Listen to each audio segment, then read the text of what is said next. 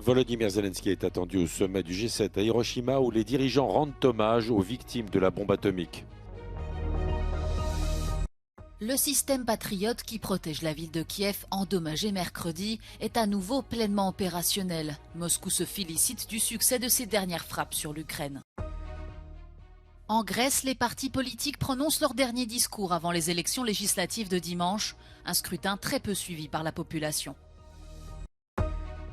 Le nord-est de l'Italie frappé par des inondations mortelles, au moins 13 morts, des milliers de personnes évacuées, les dégâts se chiffrent en milliards d'euros.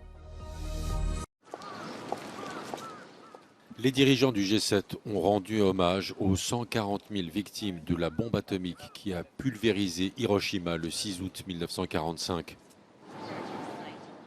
Le Premier ministre japonais a lui-même des racines familiales à Hiroshima et il aimerait mettre le désarmement nucléaire à l'ordre du jour. Fumio Kishida souhaite un nouvel engagement à ne pas utiliser les armes nucléaires et imposer la transparence sur les stocks. L'Ukraine reste néanmoins le sujet numéro 1 des discussions et Kiev a confirmé la venue au Japon du président ukrainien. Après sa tournée européenne, Volodymyr Zelensky devrait notamment s'entretenir avec le président américain Joe Biden. Quelques centaines de pacifistes ont manifesté dans les rues d'Hiroshima pour dénoncer la tenue du sommet. Les manifestants y voient une réunion impérialiste et protestent contre la livraison d'armes à l'Ukraine qui, selon eux, est contre-productive. La manifestation mettait également en garde contre le risque d'un conflit avec la Chine.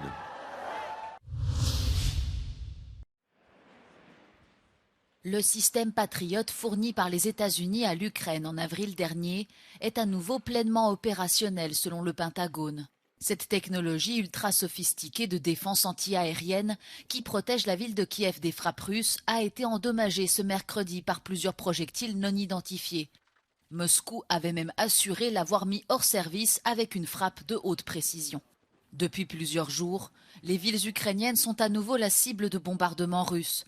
À Odessa, une personne a perdu la vie dans la nuit de mardi à mercredi. Le ministère russe de la Défense affirme avoir atteint avec succès toutes les cibles désignées et détruit d'importants stocks d'armes et de munitions des forces ukrainiennes. Jusqu'à présent, seul un système de défense anti-aérienne patriote a été livré à Kiev. Mais l'Europe et l'OTAN souhaitent soutenir davantage les Ukrainiens et former notamment les pilotes à l'utilisation d'avions de chasse occidentaux. Un soutien qui sera justement au cœur des discussions du prochain sommet du G7 à Hiroshima. Les pays membres doivent s'accorder sur un durcissement face à la Russie. Le président ukrainien Volodymyr Zelensky pourrait assister en personne à ces discussions.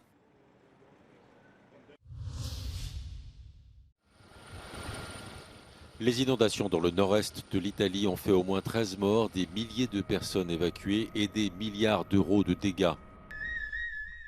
Pour le ministre de la Protection civile, c'est le signe de la tropicalisation du climat en Émilie-Romagne. En quelques heures, il est tombé sur la région l'équivalent de 6 mois de précipitations. Non abbiamo mai visto un lavoro così in tanti anni qui. Mai visto? No, a lungo no. Qui il comune si sta facendo anche da fare, però il problema è che siamo colpiti in massa da tutte le parti. Adesso sembra abbia rotto un altro fiume, quindi non lo so. L'Italie n'avait pas connu de telles inondations depuis un siècle. 5000 exploitations agricoles sont sous les eaux et des dizaines de milliers d'hectares sont inondés. Paradoxalement, les trompes d'eau ne devraient pas permettre de résorber le déficit hydrique causé notamment par la raréfaction de la neige en montagne.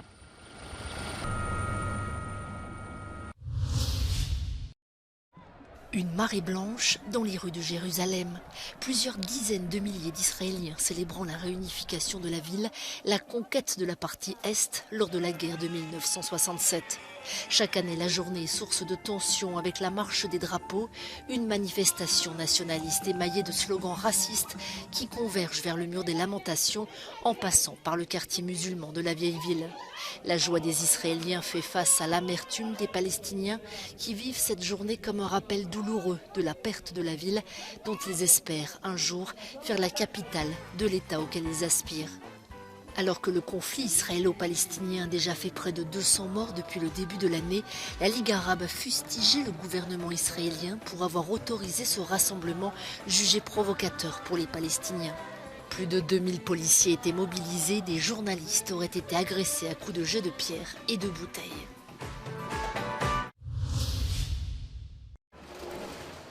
Vers une reprise de l'opération Wambushu à Mayotte, décision de la Cour d'appel de Lille qui a invalidé mercredi la décision du juge des référés prise seulement quelques heures après le lancement de l'opération le 24 avril dernier, suspendant ainsi la destruction du bidonville Talus 2 dans le 101e département français.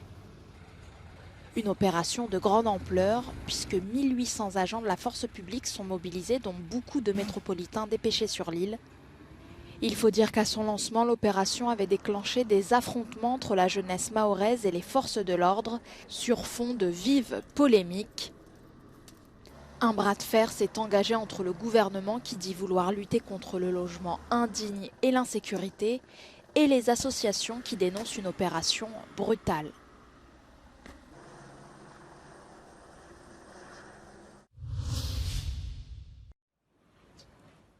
L'ONU dénonce des violations flagrantes de l'accord humanitaire signé par les belligérants au Soudan. Les Nations Unies évoquent des pillages de stocks alimentaires, des vols d'argent, de carburant, de véhicules et d'autres équipements. Selon les experts de l'Agence internationale, la moitié de la population soudanaise a besoin d'assistance. Depuis le début du conflit, plus d'1 millier de personnes ont été tuées et 840 000 ont quitté leur foyer pour fuir les combats. En Grèce, dernière ligne droite avant le verdict des urnes. À 3 jours des élections législatives, le Premier ministre Kyriakos Mitsotakis tente le tout pour le tout. Ce jeudi à Thessalonique, dans le nord du pays, il défend le bilan de son gouvernement et multiplie les attaques contre le candidat de la gauche, Alexis Tsipras. Σήμερα κόβει ξανά 83 δις από το λεφτόδεντρο και ζητά ο αθεόφοβος δικαιοσύνη παντού. Παντού εκτός από δίπλα του, όπου έχει το καταδικασμένο 13-0 στο ειδικό δικαστήριο Νίκο Παπά. Το ερώτημα της Κυριακής είναι από τώρα μπροστά μας. Θέλουμε σταθερότητα ή άγνωστες περιπέτειες. Με λίγα λόγια, προτιμάμε κυβέρνηση Νέας Δημοκρατίας και Πρωθυπουργό Μητσοτάκη ή κυβέρνηση ΣΥΡΙΖΑ και Πρωθυπουργό Τσίπρα. Η επιλογή πλέον περνά στα δικά σας χέρια. À Athènes, Alexis Tsipras a tendu la main aux partis de gauche pour former une coalition et appeler les citoyens à mettre fin au cauchemar conservateur. Ζητάμε λοιπόν σήμερα με εντιμότητα και με ανοιχτή καρδιά από τον ελληνικό λαό όχι μια δεύτερη ευκαιρία για να κυβερνήσουμε, αλλά την πρώτη ευκαιρία να κυβερνήσουμε με βάση το πρόγραμμά μας, με βάση τα θέλω μας και όχι τα πρέπει, χωρίς μνημόνια, χωρίς καταναγκασμούς, χωρίς την Τρόικα, χωρίς το Σόιμλε, χωρίς όλους αυτούς που μας επέβαλαν την πολιτική τους. Να λοιπόν τι σημαίνει ψήφο στο ΣΥΡΙΖΑ και αλλαγή. Σημαίνει αύξηση μισθών, μείωση τιμών, ρύθμιση χρεών και ένα δίκαιο, αποτελεσματικό, ισχυρό κοινωνικό κράτος δίπλα στον πολίτη. Αυτό σημαίνει ψήφο στο ΣΥΡΙΖΑ και αλλαγή. Beaucoup de commentateurs estiment que ces élections sont les plus incertaines de l'histoire de la Grèce. La Grèce se rend aux urnes dimanche pour ses élections nationales, à un moment où les prix élevés des denrées alimentaires et le coût de la vie sont devenus la principale préoccupation des électeurs grecs, selon les derniers sondages. Pour Bruxelles, la situation économique semble bien loin de la période sombre des programmes de sauvetage et des douloureuses mesures d'austérité. Aujourd'hui, la croissance de l'économie grecque est l'une des plus rapides de la zone euro, mais la discipline budgétaire restera un élément clé pour le vainqueur des élections.